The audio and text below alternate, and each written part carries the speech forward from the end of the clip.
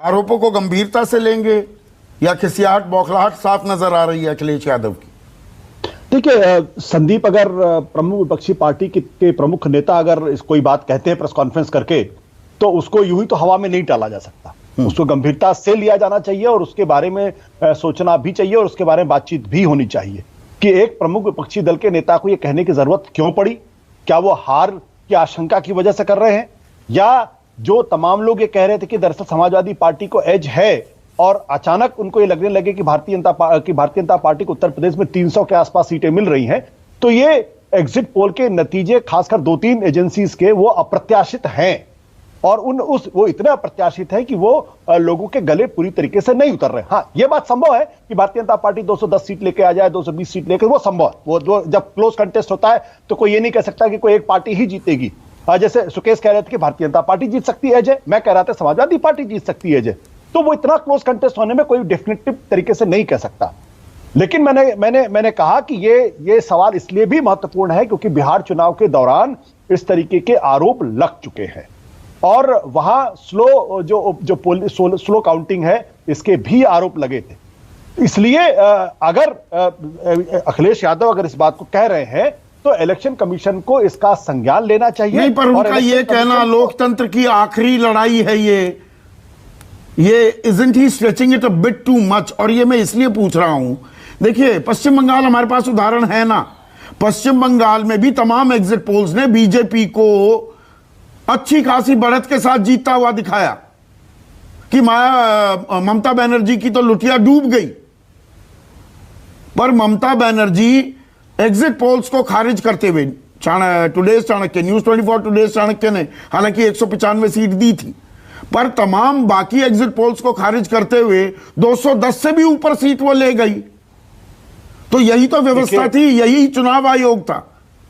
देखिए संदीप, जो बुनियादी फर्क है पश्चिम बंगाल और उत्तर प्रदेश में, वो बुनियादी फर्क इसलिए है क्योंकि पश्चिम बंगाल के तृणमूल कांग्रेस की सरकार थी और 10 साल की वो मुख्यमंत्री रह चुकी थी, तीसरा टर्म उनका होगा।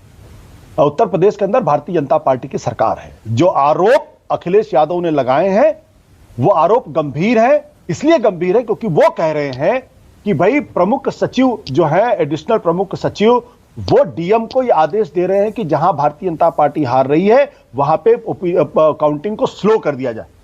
ये मामूली आरोप नहीं है, इसलिए मैं कह रहा हूं कि अब ये इलेक्शन कमीशन की जिम्मेदारी है कि वो इंश्योर करे कि चुनाव की काउंटिंग निष्पक्ष तरीके से। मैं बिल्कुल ये नहीं कह रहा हूं कि दरअसल चुनाव को रिग करने की कोशिश की जा रही है या वाकई जो बात वो कह रहे हैं एग्जैक्टली सही है, लेकिन ये जिम्मेदारी इलेक्शन कमीशन की अब हो जाती है कि इलेक्शन कमीशन इस बात को इंश्योर करे कि न केवल निष्पक्ष तरीके से काउंटिंग हो बल्कि निष्पक्ष होती हुए दिखे भी। और ये बात फिर भी मैं कहना चाहता हूं, इलेक्शन कमीशन की गरिमा पिछले कई सालों से लगातार नीचे गई है।